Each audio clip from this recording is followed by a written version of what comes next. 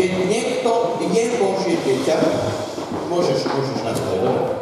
Keď niekto je Božie dieťa, potrebuje žiť ako Božie dieťa. Hovorili sme 5 oblastí kľúčových.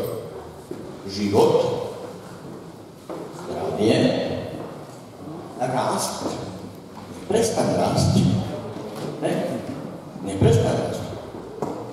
Niektorí sú živí, sú aj zdraví, ale zastali na jednej úrovni. Neprestaň rásť. Rásť si ďalej. Ak zoberieme v oblasti charakteru, kde je Pán Ježiš a jeho charakter? Máme kde čo rásť, že? Viete, že celý život sa máme čo osvetovať a meniť? A ešte stále nebudeme dokonali. Kde budeme dokonali? Dokonali budeme až v nebesiach. Hej.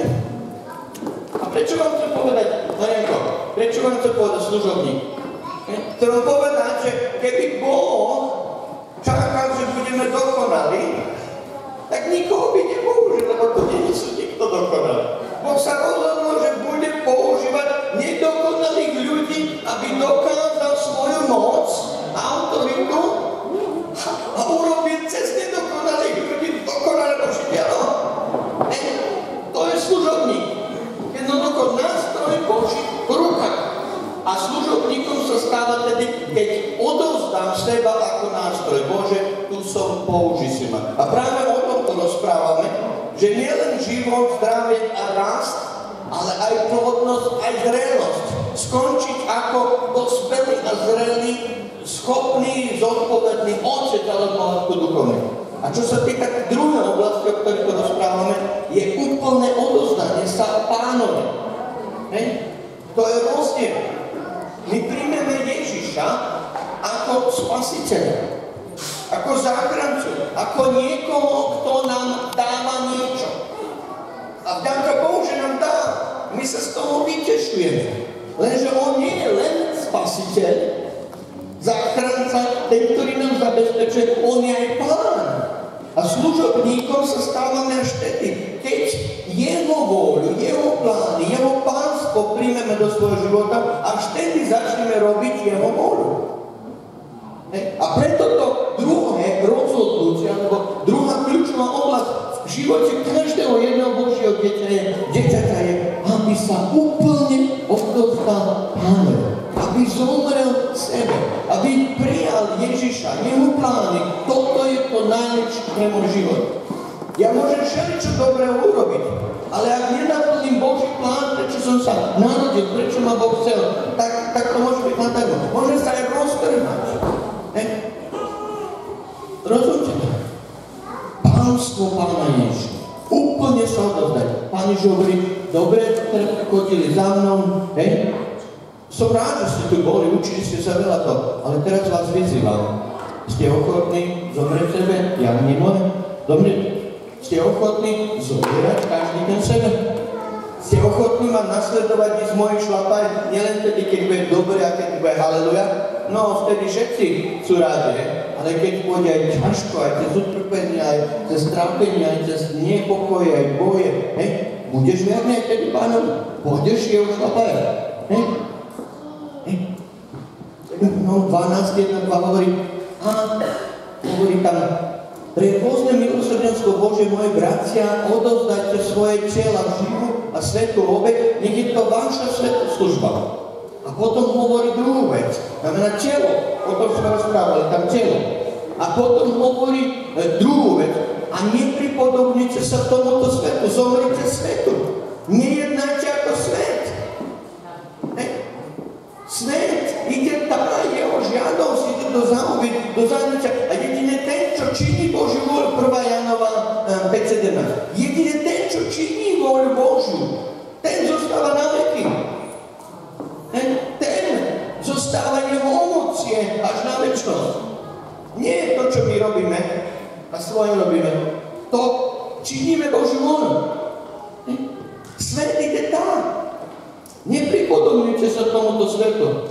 Žiadno sveta, 15. verš 1. Jánova. Nech niekto prečíta, keď chcete. 1. Jánova 2.15 hovorí žiadnosť tomuto sveta a blúdna pýcha života nie je z Boha. To je z tohto sveta. Nežite podľa tohto sveta. Nežite podľa trendov tohto sveta. Nežite podľa noriem tohto sveta. Nežite ako tento svet vás stiahne do záhody. Svet a Boh sú na opačných stranách. Tak ako aj naše telo, to staré je na opačnej strane. A tu je duchovný boj. A preto som hovoril, že ak niekto nemá autoritu nad svojím vnútorným životom, nad svojim telom a nad svojou dušou, nebude mať autoritu na iných poliach. Najprv potrebujeme zomrieť sebe. Ja mne moje musí zomrieť. Tu sa niečo deje. Potom zomrieť tomuto svetu. Aby som nejednal ako tento svet, nežil ako tento svet. Aby to, čo je normálne vo svete, nebolo normálne pri mne. Aj keď ma všetci budú považovať za nenormálne. Za blázna. Nie, to neznamená, že ja budem všetko bláznivé robiť, aby ma mali za blázna. Ale rozumte tomu, že my žijeme vo svete nenormálne.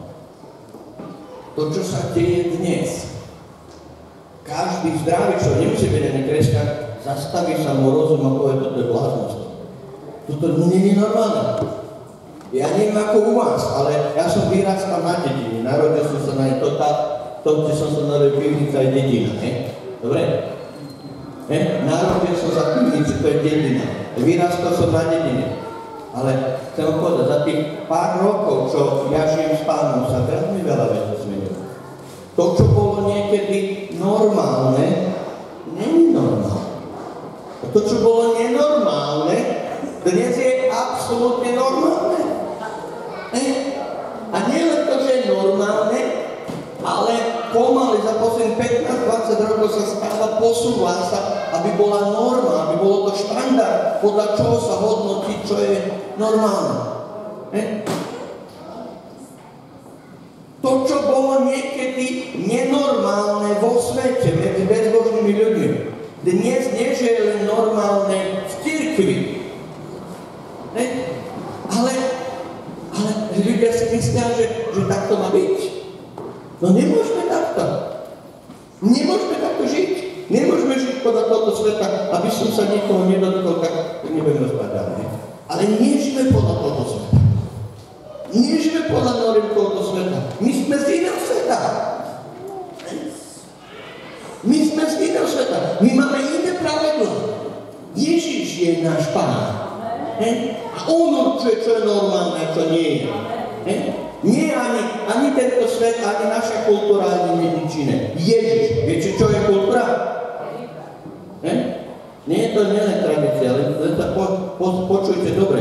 Tak, jak je slúžiť, znamená žiť. Kult. Kult. Kultúra je kult. Úra. Počujete dobre? To je kult. Úra.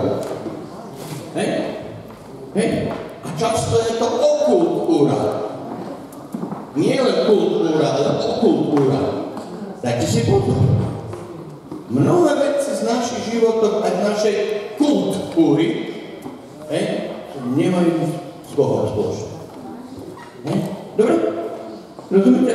Takže nepripodobňuj sa tomuto svetu, zomri tomuto svetu. Ako Bože služby nemôžeš jednať.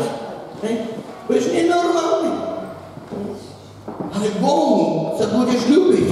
Ľudia ťa budú mať za blázna, ale blázna, ktorému sa darí ako prvožena. A za ktorým pôjdu ostatní, aby sa pýtali, keď budú mať problém. Dobre? Tretia večera tam v tom druhom verši Rímanom 12 píše: premeňte sa obnovením svojej mysle. Zomri tomu zapri to, aby tvoj rozum riadil tvoj život. Rozum nie je zlý, včera som o tom hovoril. Ale nie je nám daný, aby riadil náš život. Rozum nám má Boh. Rozum nám má Boh. Či menší alebo väčší, ale väčšinu z nás nepoužívame ani kapacity toho, čo máme. Všetko ide dole vodou. Spláknuté. Väčšinu toho, čo máš potenciál tu. A napriek tomu hovorí Pán. Neži podľa svojho rozumu. Nechaj si premeniť rozum. Staj sa toho starého rozumu. Včera som hovoril o tom. Rozum hovorí, to sa mi vyplatí. Pán Ježiš hovorí, dajte a bude vám dané. Dajte prvotinu, dajte desiatok zo všetkých príjmov, obetujte, dajte obete, čínte milosrdnosť, dajte. A nech pastor nemusí dvakrát ani trikrát do roka kázať o to, že treba dávať. Všetci by sme mali dávať desiatky zo srdca, z lásky, nie preto, že musíme vďačnosti naproti Bohu, že sa stará o nás. Stará sa dobre o vás. Nemáme sa na čo sťažovať. Ani vy, ani Rómovia na východe. Nemáme sa na čo sťažovať. Viete, že 1 miliarda ľudí dnes zomiera od hladu, pretože nemajú čo jesť. A 2 miliarda ľudí je tak na hranici spod výživy, že tak vylážu zomru. A my máme sa na čo sťažovať, dobrý slov. Nie. Ďakuj Bohu. A daj Bohu to, čo patrí Bohu. A zistí, že aj keď málo dáš Bohu, to požehná rozmnoží. A nebude ti nikdy chýbať. Skús Boha. Neokradaj Boha, prestaň. Rozum ti hovorí, keď tam nebude mať drž, poriadne drž. A Boh hovorí, daj, aby si mal. Však máš plné ruky toho, čo toho, svojho. A ja si nemôžem tam dať môjmy. No máš povedať, daj, vytraz to, ja si dám svoje požehnanie, pomazanie, autority a viete, že Boh je schopný z tých 5 sklebičkov, tých pár centíkov, alebo z tej podpory, alebo čo máte, potvory,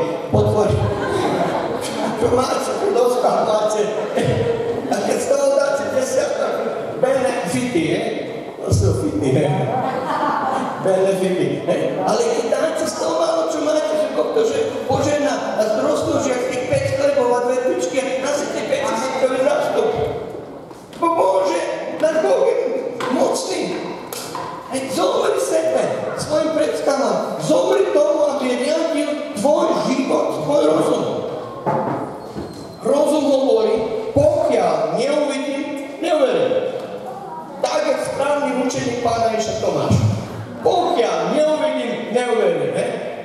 A Boh hovorí, uver, aby si videl. Uveruj, vidíš slavu Božu, tak hovorí.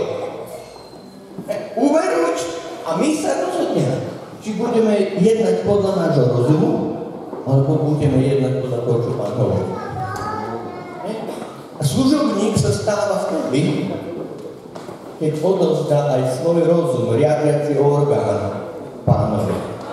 Aj môj rozum je tu na to, aj moje telo je tu na to, aj moja manželka je tu na to, aj moje deti sú na to, aj náš dom je tu na to, aj naše auto je tu na to, aj všetko, čo sme a čo máme, aj vyplata, aj nevyplata je tu na to, aby slúžilo tebe a tvojim telom.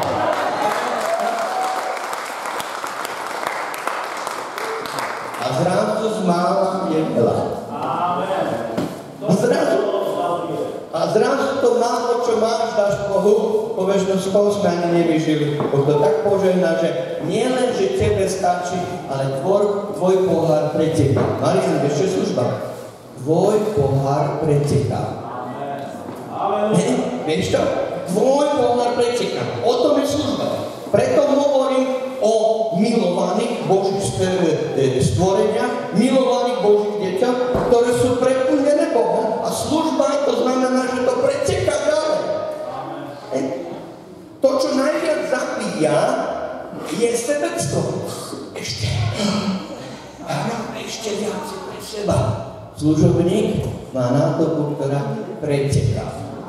Už či kvapka, alebo tečie, alebo s prúdom, jak rieka, to nevadí, ale ide ďalej. Z toho, čo máš, čo žiješ, slúžiť. Z toho, čo žiješ, len pridáš slúb, že si ochotný toho sa vzdať. Toho, čo Boh od Boha prijímaš, Boh ťa plní, to prečeká ďalej. Len to pridáš, len sľub, ochotu vzdať sa toho a podeliť sa aj s tým tu blízkom. A ja vám chcem povedať, my sme bohatí. My nemáme málo. Nielen hovorím o materiále, my máme veľa materiálu. Ale my máme bohatstvo, ktoré sa nedá merať peniazmi. My máme hodnotu, ktoré sa nedá zaplatiť. Je to cena, hovorí, že nie zlatom ani striebrom si bol kúpený, ale drahocennou krvou svätého Božieho baránka Ježiša Krista. Toto je tvoja cena, toto je tvoja hodnota. My máme čo dať. My nie sme biední, chudobní, bedáci. My máme čo dať. Ak máš dnes radosť a pokoj a nádej máš viacej ako väčšina bohatých ľudí v tejto krajine. Ja neviem, čo vám povedať, že viacej na to. Vážne vám hovorím, dajte. Ľudia cestujú od nevidím do nevidím, od severa na juh, od západu, len aby získali niekde pokoj, radosť, aby relax mali niečo. Potrebujem milióny peniazí, milióny eur alebo libier, aby navštevovali psychológov, psychiatrov, pretože potrebujú slovo potešenia, slovo pozbudia. A my ho máme zadarmo. Pán naplnil naše srdce. Povedz mu, že ho má Boh rád. Povedz mu, že máš záujem o ňo. Miluj a službu a zrazu zistí, že ten človek je otvorený. Ani nemusí $1000 platiť psychológom a psychiatrom a všelijakým čarlatánom. Povedz mu Božiu voľu. Povedz mu, nech ho Pán Ježiš sa dotkne a uzdraví. My máme čo dať. My máme ešte slúžiť. Nemusíš mať ani mikrofón. Ani nemusíš žiadnu aktivitu vyvinúť. Žiadnu. Len odozdať sa Pánovi a povedať, Páne, tu som. Hľad, môj služobník počuje. A keď počuješ, tak ti niečo poviem, tak hľad, tvoj služobník poslúcha. Aha, rozumiem a ide. A keď ti Pán Ježiš povie zostať doma, tak zostať doma. A modli sa. Ani žiadnu veľkú aktivitu neurobíš. A budeš sa modliť a Boh urobí. Keď ti Pán povie choď, zostať sedieť. Choď. Pán Ježiš už povedal, a pred chvíľou sme spievali pieseň, že poďte za mnou, natrápili ste sa veľa, nič ste nechytili. Poďte na pravú stranu. Poďte za mnou, ja vás urobím rybármi ľudí. Ryby ste už dosť nalovili a v tomto sieti ste roztrhali.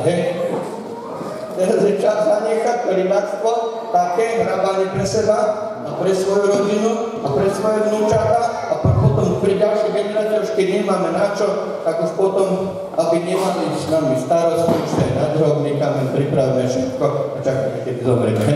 No na to sme sa nenarodili. Ďakujem Bohu, že sa to stará aj o materiálne veci, ale toto nie je náš život. Dobre, úplne odozdanie svojho rozumu a riadiaceho orgánu. Podaj.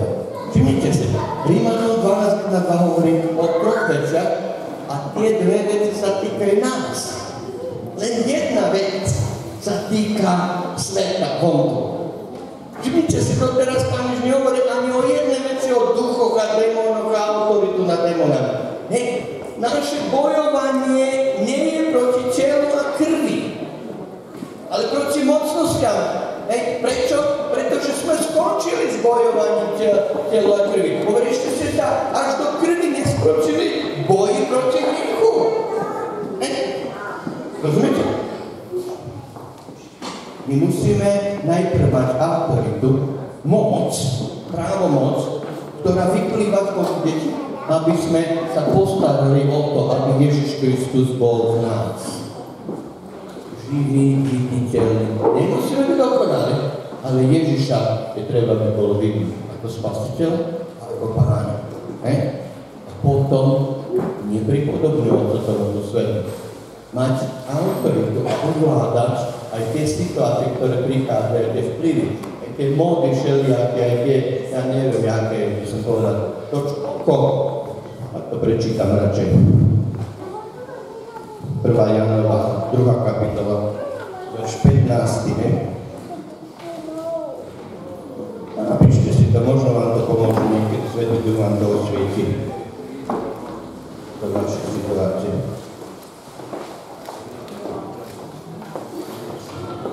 Nemilujte svet, ani veci, ktoré sú na svete, lebo keď niekto miluje svet, nie je v ňom lásky Otcovej, to je silné slovo. Lebo nič z toho, čo je na svete, žiadosť tela, žiadosť očí a kľudná pýcha života nie je z Otca, ale je zo sveta. Svet ide tam, je to žiadosť, ale to činí vôľu Božiu, ten trvá na veky. To činí. Takže apoštol Pavol Rímanom hovorí, zobrite svojmu telu, zobrite tomuto svetu a zomrite tomu, aby ste boli riadení svojim rozumom. Odovzdajte sa na toho Pána. A posledná časť, posledná veta toho textu píše. Ak si čítate, vidíte to tak. Aby ste skúšali, čo je vôľa Božia. To je dobre, ľúbe a dokonalé. Pokým tieto sa nestanú. Ani rozsudovať, ani skúšať nemôžeme. Skúsiť a rozsúdiť, čo je dobre, čo je zlé a čo je užitočné. A nie ešte to robiť. A tento činí voľu Božiu, ten bude trvať na veky. Nie ten, kto pozná, ale my ani poznať nebudeme voľu Božiu. A preto mnohí služobníci, ktorí sú samozvaní, samorasti, majú svoju vlastnú ministri a Ježiš nie je ich pánom, ani nevedia, nemajú tušenia, čo je Božia vôľa. Kopírujú, tam počuli nejakú kázeň, tam počuli nejakú povázanú službu cez YouTube a teraz idú bla bla bla a kakajú len, ne? A oni sú veľkí služobníci, ne? Je Ježiš svojím pánom? Včera som to povedal zopakujem dnes. Nemôžeš mať autoritu, ak nie si pod autoritou.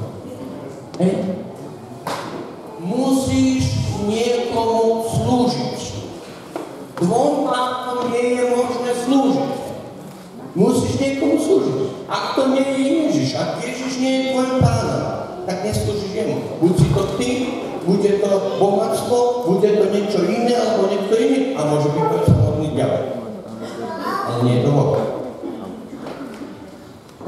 Ak nemáš vládu, autoritu nad svojim vlastným vnútrom, ktorú si odovzdal Ježišovi ako pánovi, úplne si sa mu odovzdal. No tak, budeš slúžiť sebe? Ako, ja viem, že je to tvrdá reč. A viem, že by som mal mať tie gumené cukríky, tie gumy macko, aby ma neukameňovať. Ale zoberte to tak zo srdca, vám to hovorím, jednoducho. Inak to nepôjde. Inak to nepôjde. A preto dbajte, dúfam, že tieto píšu, preto dbajte, tu je, dobre? Takže toto píše. Neviem, či všetci vidíte, ale toto píše. Aspoň tak dobre, že píše, uvidíme.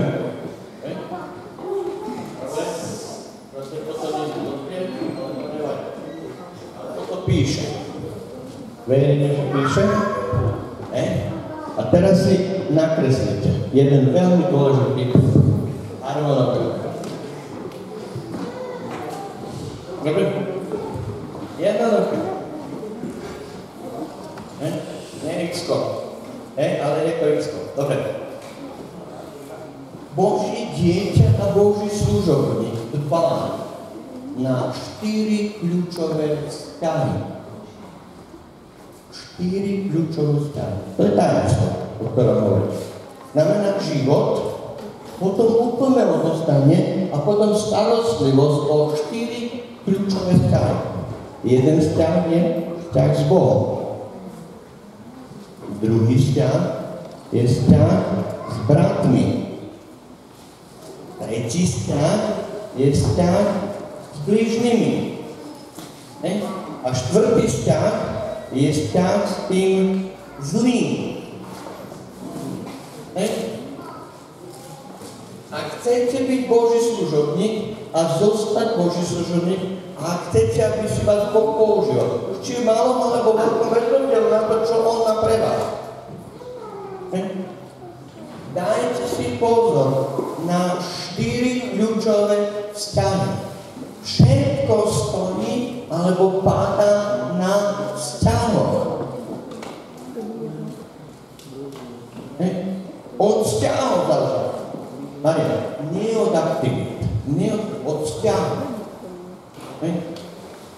Služobník žije vzťah, slúži cez vzťahy, slúži srdcom. Srdce, miluje srdce. To, čo predchádza skôr ako pomocná ruka, je milujúce srdce. A ja nemám čas, aby som to Keby sme mali 1 rok, tak to vám povysvetlím trochu lepšie, ne? Ale chcem vám povedať to jadro, tú podstatu. Tú podstatu, skúste, že tak nakresliť taký štvorček tam, to jadro. Chcem vám pomôcť, poradiť. To máte na prvých 50 rokov života. To treba robiť, ako Boží služobník, ne? Dobre.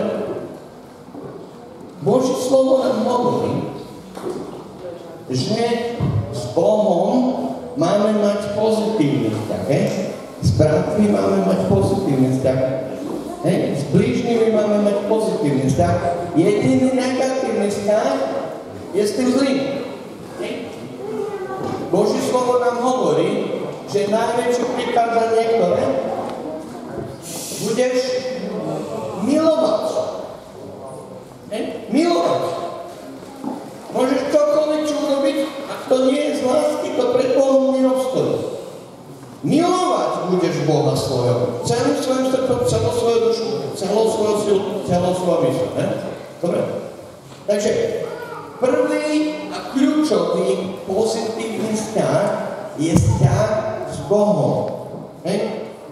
A v tom jadre toho vzťahu s Bohom, to je pozitívny vzťah lásky, v tom jadre je, a to vám chcem povedať teraz, urob všetko, čo môžeš, čo je v tvojich sílach ako človeka. Nie ako anjela, ale ako človeka. Aby si poznal Boha. Poznal.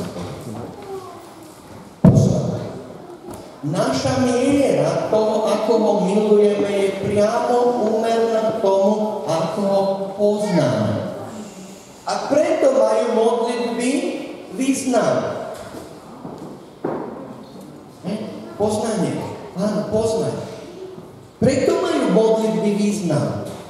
Nie preto, aby sme sa pomodlili a porozprávali, ale aby sme poznali jeho srdce, aby sme sa blížili jeho srdcu, aby sme rozumeli jeho srdcu, rozumeli jeho postať a Boh sa nám zjavuje šťastný. A čím viacej ho poznáš, tým viacej ho miluješ.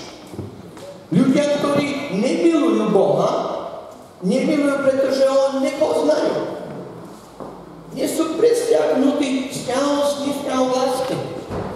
Lebo nie je možné, keď si aj neveriaci človek uvedomí, že keď niekto naozaj bol ochotný dať život za mňa, aby som ja mal ho za vzduch, poď preč.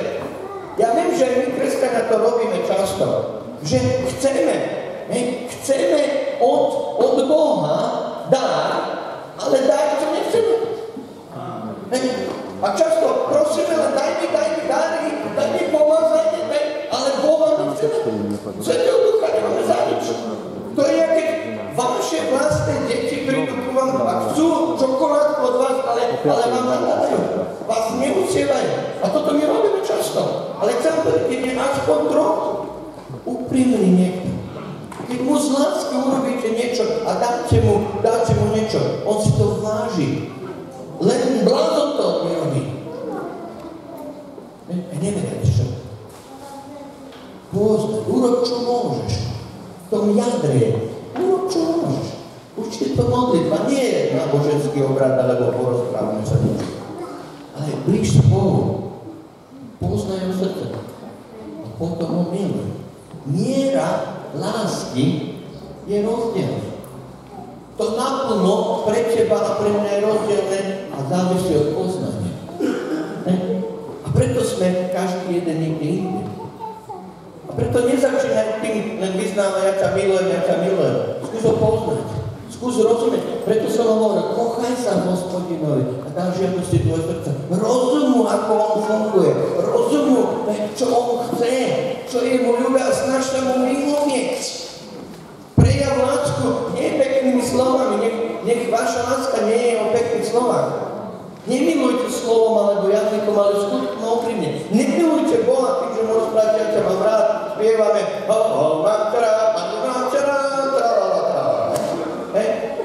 a v skutočnosti žijeme v rieku, len sa tak práši, ne? A mám ťa rád, budeme skákať, mám ťa rád. A životom a skutkami hovoríme, nemôžete zmiesť.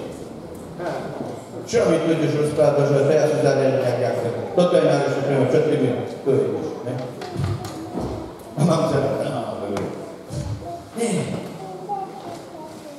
Poznaj Boha, miluj Boha a to tretie, čo sa týka toho jadra smerom naproti Bohu, je slúž Bohu so všetkým, čo si a čo máš. Boží služobník sa odovzdá Bohu, taký, aký je, so všetkým, čo ja, čo má, a potom čaká. Potom čaká, keď mi Boh povie, že toto, alebo toto. Viete, to je ako keď sa my odovzdáme Pánovi so všetkým, alebo niekomu, a on povie, dobre, súhlasím s tým, to je v poriadku, ale nezober si nič. A potom za chvíľu povie, vieš čo, potrebujem tvoje auto. Potrebujem tvoje auto. Dáš to auto, tej tam sestre, to je moja manželka. Dáš to auto, tej tam sestre. A ty povieš, Páne, máš ešte niečo? Rád, že si ma chceš použiť. Moje staré auto ty chceš použiť, aby bolo požehnané pre tú tam sestru? Máš ešte niečo? Potrebuješ košelu, do panky, dom, alebo čo? Ešte chcem ti dať, lebo to je tvoje, ty si pánom toho. Alebo poviem, Páne, mám jedno jediné auto, vidíš, čo si niečo zamarek, ten má 2 alebo 3, alebo za tým bratom, ale moje jediné auto mi chce zobrať, ešte to posledné, vidíš, že to mi bereš. Ale keď my si uvedomíš, že sme to jemu dali, on je pánom. A je to radosť, že nám on to zveril, aby sme s tým hospodárili my. Pane, môžem ešte niečo poslúžiť. To je postoj. Služba je o tom, že on je pán a on si používa, dá vo svojom čase niečo z toho, čo potrebuje. Teraz pôjdeš tam, teraz urobíš to, teraz budeš dvíhať pastorovi ruky, tam teraz budeš toto robiť, a pán ti povie. Ani nemusíš mať zjavenie. Príď. Boží hlas. Príď. Ani nebude hrmeť, ani sekne, nebudú pádať. Pochopte. Nie je to už také zložité. Len hľadajme Pána. Odovzdajme sa Pánovi a slúžme Pánovi. Odovzdajme mu všetko a slúžme Pánovi so všetkým, čo sme a čo máme. So všetkým. Jednoducho dajme mu všetko. Dajme mu všetko. To je tvoje. Ja, všetky moje schopnosti, materiálne veci, manželka, deti, všetko je tvoje. Auto, dom je tvoje.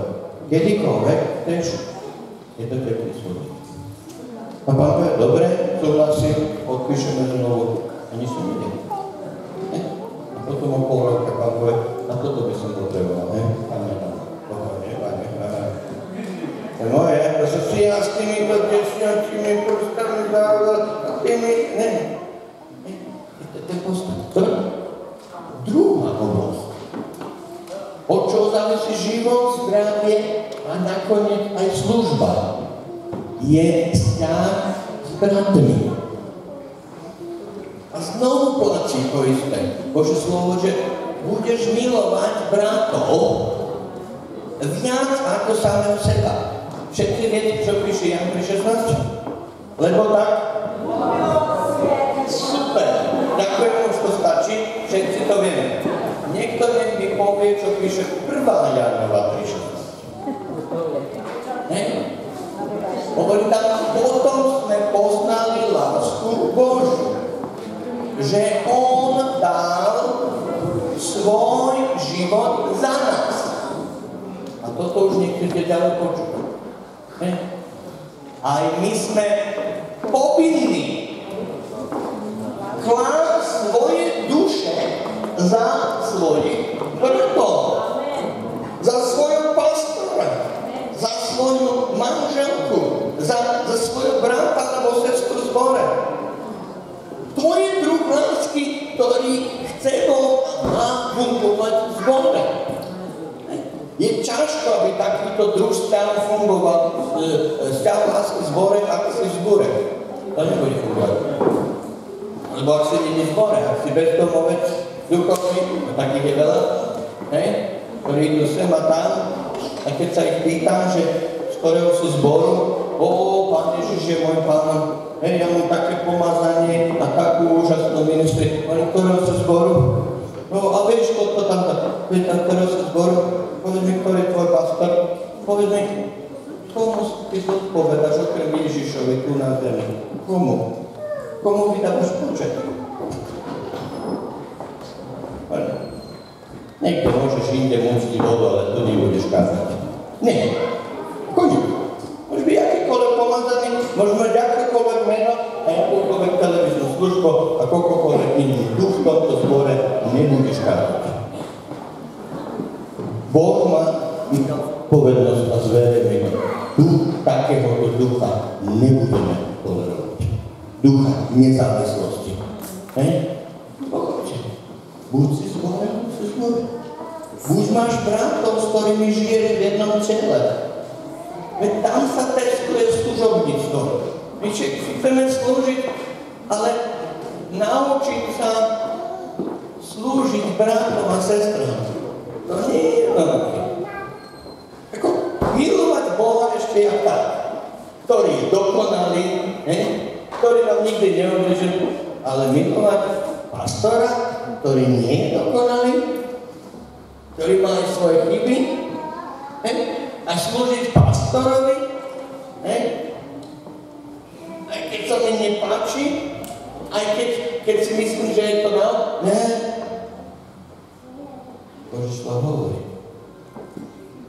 Budeš žiť ťa, budeš žiť roky, budeš žiť zbore. Preto, keď som hovoril minulú tému o vodcovstvách, niektorí ste to boli, zo všetkého toho spektra niekoľkých rokov vyučovania vodcovstva som vybral jednu vec. Ja dúfam, že si ju pamätáte. Marek, prosím ťa, poď sem. Tu si sadnú. Dobre. Marian, poď sem. Paprško, poď sem. Už viem. O tomto som rozprával. Z ktorejkoľvek. Tuto je prvorada tvoja úloha v zbore. Áno. Držte ho. Aby nespadol, ani ruky, aby mi nespadol. Držte. Tohle. A tento obraz strátite kedykoľvek v zbore, tak v zbore. Všetká vaša služba je na nič. Môžeš aj s tromi rukami, akokoľvek. A to veľa, čo sa deje v zbore. A jedine tento obraz sa vám minulé celých, neviem koľko hodín, som vám rozprával, 5-6 hodín. Toto sa naučte. Toto sa naučte. A Boh vás požehná. Lebo pomazanie ide. Cez pastora na ostatných na telo. Dobre. Môžete? Niektorí z vás si pamätáte. Niektorí ste to nevideli. Ale chcem, aby ste to videli. A chcem, aby vám to zostalo. A preto smerom ku bratom a sestram je to znovu vzťah lásky. Miluj svojim bratom viac ako seba. A buď ochotný, to je tvoja povinnosť. Buď ochotný zomrieť za nich. To nie je len trochu.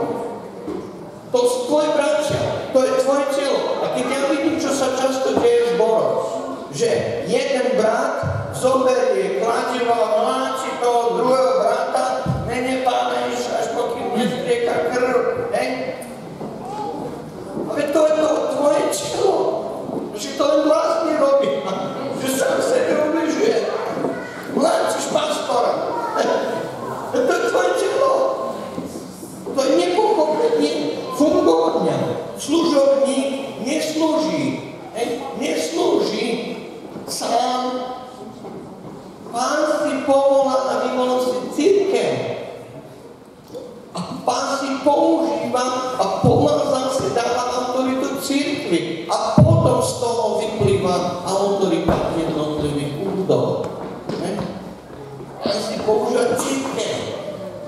Pochop si tomu. Môže byť akokoľvek pomazaný služobník. A nie si súčasť tela. Samorast, bezdomovec duchovný. Boh nepožehná tvoju službu, aj keď sa na vono môže stať. Nájdi si domov. Živí spolu s bratmi a sestrami v spoločenstve lásky, v jednote ducha vo zväzku pokoja. Nauč sa nielen milovať dokonalého Boha, ale milovať aj nedokonalých ľudí, ktorí sú Boží deti a sú súčasťou. O tom je autorita. Tam sa rodí autorita. A toto nedokážeš, ako potom budeš mať autoritu v tomto svete kázať evanjelium. Mladšíme právne známite. Má to svoju postupnosť. Ak sa nenaučíš žiť a slúžiť zbore, a nemôžeš slúžiť vám. Ak neprerazíš vo svojom vnútri, nemôžeš slúžiť na vono. Víťazstvo sa dobýva vnútri. Takže to vnútro je zbor. Bratia, sestry, telo Kristovo. A preto nauč sa poznať bratov. My nemáme bohoslužby, aby sme mali bohoslužby, aby sme si tu zatancovali, ale aby sme mali vzťahy a spoločenstvo. Tak áno, má jeden z druhým. My nemáme skupinky, alebo to, aby sme sa pobavili keca, alebo diskus klub.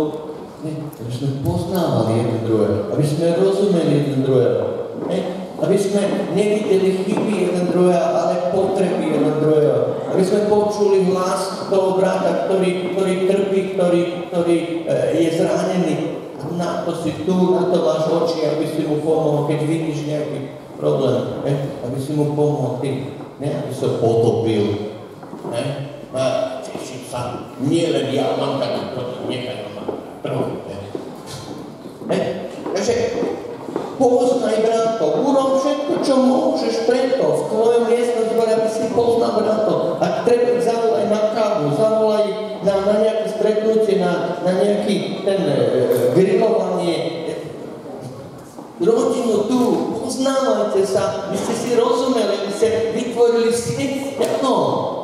Miluj bratov, takí, akí sú. Neočakávaj, že budú iní, najprv ich miluj a potom ich Boh zmení. A potom slúž bratom. Slúž bratom so všetkým, čo si a čo máš. Chcem povedať, náš skutočný viditeľný test tomu, ako milujeme Boha, ako slúžime Bohu, je, ako dokážeme milovať bratov, ako dokážeme slúžiť bratom. Bože slovo hovorí, že ako ty môžeš povedať, že miluješ Boha, ktorého nevidíš, a brata, ktorého vidíš, nemôžeš niesť. Veď to nejde spolu. Pochopte, to nejde spolu. Je to dve veci spolu. My sa prakticky učíme milovať Boha. Tým, že milujeme bratov a sa učíme žiť v jednote ducha vo zväzku pokoja a navzájom si slúžiť v zbore. V bezpečí. Vo vzťahoch, kde sa milujeme a nejakým spôsobom aj znášame. Kde vieme, že nie sme dokonali a je možnosť aj pochybiť, aj zlyhať. Viete, keď naše deti sa učili chodiť, každé sa učí nejako inak plaziť, ale keď sa syn učil chodiť, on sa neplazil, on sa postavil, A tak sa učil chodiť. A ja som nepovedal, keď padol, som povedal, čo ty už si mal vedieť? No, ja som povedal, poď, Simon, poď, ešte raz, skús to ešte raz. Pôjde to. To je zbore. To je v rodine plnenia, ovzduší lásky, pokoja sa učíme aj žiť a slúžiť. Aby pomazanie Božie a autorita Božia bola na nás, keď vidíme Boha. A Bože slovo hovorí, že tie sú bratia a sestry jednomyselne, jednote spolu. Tam Boh prikázal svojmu pomazaniu, svojmu požehnaniu, svojej plodnosti, životu až na veky. Tam. A my sa modlíme, Pane, pomáž nás, daj nám autoritu, Pane, použi si nás, Pane, požehnaj nás, chceme náprazno robiť, bez aby to bolo jadové všetko. Chceme byť plodní, chceme byť požehnaní, ale v jednote žiť.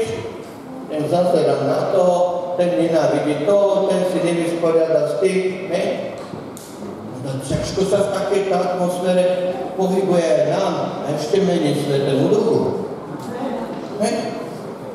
Pochopte. To sú jednoduché veci, ale my autoritu sami nemôžeme vyprodukovať. Buď nám ju Boh dá, alebo nie. A tá vyplýva z toho, ako sa naučíme spolu žiť a spolu slúžiť.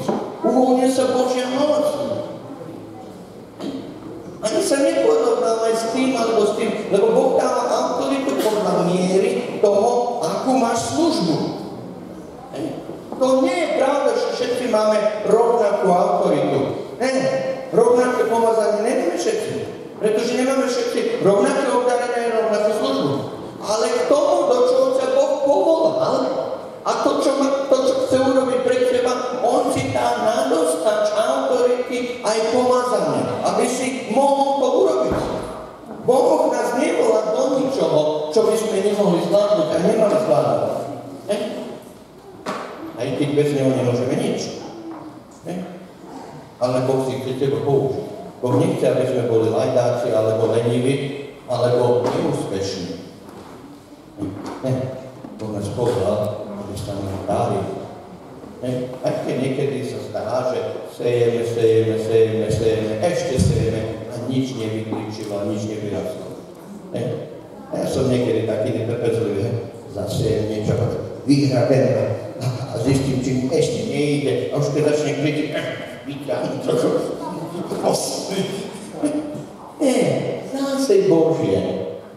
Nalievaj modlitbami, trpezlivosťou, ofúkuj, odháňaj tých démonov, tých vtákov, ktorí chcú vyzobať, kopávaj, buď trpezlivý, vyrastie, ak je niečo Božie, vyrastie, je niečo Božie, vyrastie. Aj smerom ku bratom a sestram, to je to viditeľné, tuto to nie je viditeľné, smerom ku bratom a sestram, poznávaj, miluj, slúži. Tak ako Pánovi, hovorí Božie slovo. Z lásky, tak ako Boh, slúži. Slúž pastorovi. Zdvíhaj mu ruku, tak ako Pánovi. Aj to nie je Boh. Je to Boží služobník, ale slúž mu. Stoj za ním. Ja nebudem opakovať tých 5 hodín, čo som rozprával. Ale okolo závisí na tom stojí, alebo Pána tvoj víťazný život. Ďakšia vec, ktorá je tu, je blížny. Urob všetko, čo je v tvojich silách, aby si poznal blížnych. Aby si miloval. Hovorí, budeš milovať svojho Boha a budeš milovať blížneho svoje čo? Jak seba samé. Všimnite si, všetko stojí, lebo Pána nás stal. Ale je to nás stal lásky. Prečo ľudia nereagujú? Prečo ľudia nepočúvajú naše evanjelium? Pretože nevidia evanjelium, ktoré sa ich dotýka láskou. Nepleskať Bibliou o hlavu ľuďom. Nedal sa 4 duchovné zákony a sekáš hlavy a píliš uši. Nie. Prinies Krista, vôňu Kristovu. Prinies svetlo. Svetlo. Sol. A zrazu zistíš, že Boh je schopný takého neschopného človeka použiť ako som ja. Takého nedokonalého. Boh je schopný. Pretože sme Boží služobníci. Prečo by Boh nemohol využiť alebo použiť teba, keď sa mu odozdáme. Keď si mohol použiť mnohých iných. Rozumiem? On môže. Takže čokoľvek, čo môžeš, čo je tvoje sila, urob, smerom ku blížnym. Zavolaj na kávu. Zavolaj na knihu. Napil drevo. Ja neviem, čokoľvek, čo vidíš. Jednoducho vidíš na sused potrebu pomoc a nie. Vidíš babku, ktorá nosí tieto tášky, alebo na to ťažké, alebo vidíš niečo, čo môžeš pomôcť. Urob z lásky naproti pánovi. Až to vtedy, pokiaľ sa ťa neopýta, ty blázon, prečo to robíš?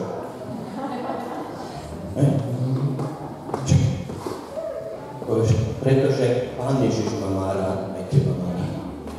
Chcem ti povedať, a vtedy budete ako chodnú počúvať. Ľudia majú zatvorené uši, pretože majú zaťažené, zablokované srdce. Keď sa srdce otvorí, aj uši počúvajú.